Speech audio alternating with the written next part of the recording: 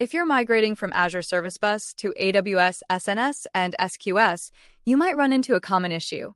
Your message attributes aren't showing up as dynamic document properties on the subscriber side. In this video, we'll explain why this happens and how to fix it. In Azure Service Bus, message properties automatically appear as dynamic document properties in your subscriber process. You set a custom property on the publisher side, and Boomi exposes it as a DDP on the subscriber side without any extra work. But when you switch to AWS SNS and SQS, this automatic behavior doesn't exist.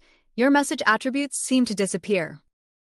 The Boomi SQS connector does not automatically expose message attributes as dynamic document properties. This is a key difference from Azure Service Bus. When SNS sends a message to SQS, AWS wraps everything in a JSON envelope. Your message attributes are buried inside this envelope under a section called Message Attributes.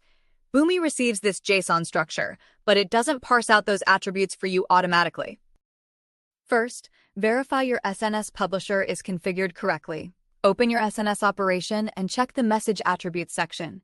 The value field must contain your DDP reference using curly brace syntax.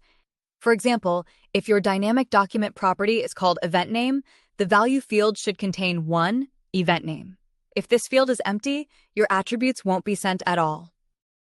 Second, check your AWS configuration. On the SNS subscription to SQS, enable raw message delivery. This setting ensures that message attributes are forwarded properly to SQS. Without this enabled, AWS may embed attributes differently, making extraction more difficult. Third, in your SQS subscriber process, you need to manually extract the attributes. Start by capturing a sample SQS response and create a JSON profile from it. Assign this profile to your SQS listen operation. Then add a map shape to extract the values from the message attribute section of the JSON envelope. Finally, add a set properties shape to store those extracted values as dynamic document properties for use in downstream processing. Let's recap the key points. Azure Service Bus automatically exposes message properties as DDPs.